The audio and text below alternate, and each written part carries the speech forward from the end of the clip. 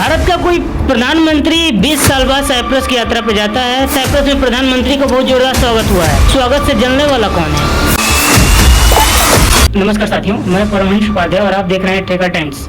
आज हम बात करने वाले हैं प्रधानमंत्री के सबसे महत्वपूर्ण दौरे के बारे में। आज प्रधानमंत्री 3 देशों की यात्रा पर निकले हुए हैं, लेकिन उनकी सबसे पहली यात्रा साइप्रस की यात्रा है। साइप्रस की यात्रा इसलिए भी मायने रखता है क्योंकि साइप्रस और भारत की मित्रता है वो बहुत ही अहम है, और आज के परिप्रेक्ष्य में देखा जाए तो सबसे जरूरी भी। साइप्रस हमारे लिए इसलिए भी जरूरी है क्योंकि भारत और साइप्रस के रिश्ते अच्छे हों तो इससे हम यूरोपियन देशों से कनेक्टिविटी अच्छी कर सकते हैं। भारत का कोई प्रधानमंत्री 20 साल बाद साइप्रस की यात्रा पर जाता है तो ये साइप्रस के लिए भी बहुत बड़ी खुशी का पल साबित हो सकता है। इसलिए साइप्रस में प्रधानमंत्री को बहुत जोरदार स्वागत हुआ है। इस स्वागत से जलने वाला कौन है? साइप्रस का प्रधानमंत्री का स्वागत करने से 2 लोगों को सबसे ज्यादा दिक्कत होने वाली है, पाकिस्तान और टर्की। गणित समझाता हूँ तो साइप्रस की यात्रा भी एक दृष्टिकोण रखता है क्योंकि जो टर्की है ये पाकिस्तान का सबसे बड़ा दोस्त है। जब ऑपरेशन सिंदूर हुआ था तो कोई भी देश पाकिस्तान के साथ खड़ा होने के लिए तैयार नहीं था, तब भी टर्की आकर के पाकिस्तान के साथ देने का प्रॉमिस कर देता है। मतलब टर्की वो देश है जो पाकिस्तान के साथ हमेशा खड़ा रहता है। साइप्रस वो देश है जिसकी दुश्मनी टर्की से है, यानी साइप्रस भारत का एक अच्छा मित्र होता है तो हम टर्की को यहाँ बैठे ही उसकी बातों का जवाब दे सकते हैं।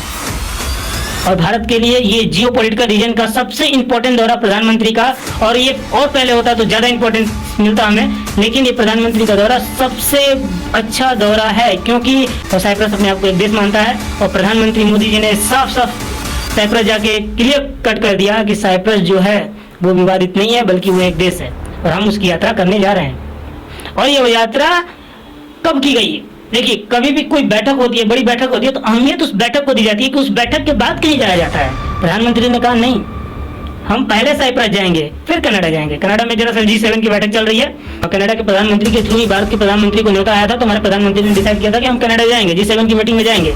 तो प्रधानमंत्री G7 की ही मीटिंग के लिए निकले हैं, लेकिन उन्होंने ये डिसाइड किया कि हम G7 की मीटिंग में पहुंचने से पहले सबसे पहले हम साइप्रस जाएंगे। ये बताता है कि ऑपरेशन सिंदूर के टाइम हमें एक मित्र की जरूरत थी, उसका नाम है साइप्रस। हालांकि साइप्रस दुनिया के नक्शे पे कुछ बहुत बड़ा अहमियत नहीं रखता, लेकिन भारत के लिए इसलिए अहमियत रखता है क्योंकि टर्की को जवाब देने के लिए साइप्रस जरूरी है और भारत का एक अच्छा व्यापार साइप्रस के साथ होता है।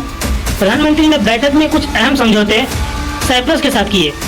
व्यापार, शिक्षा और रक्षा सहयोग शामिल है, और रक्षा सहयोग शामिल है। इंपॉर्टेंट इन दोनों में सबसे ज्यादा जो इम्पोर्टेंट है ये यही है, रक्षा सहयोग, क्योंकि टर्की पाकिस्तान को सपोर्ट कर रहा है। उसने अपनी नौसेना से बहुत सारी शिप्स को भेज दिया पाकिस्तान की तरफ, तो इसकी वजह से हम ये देख सकते हैं कि ये कनेक्टिविटी भारत की जो साइप्रस के साथ है ये बहुत जरूरी है। और इसलिए भी जरूरी है कि भारत का प्रधानमंत्री अब ऑपरेशन सिंदूर के बाद गया है।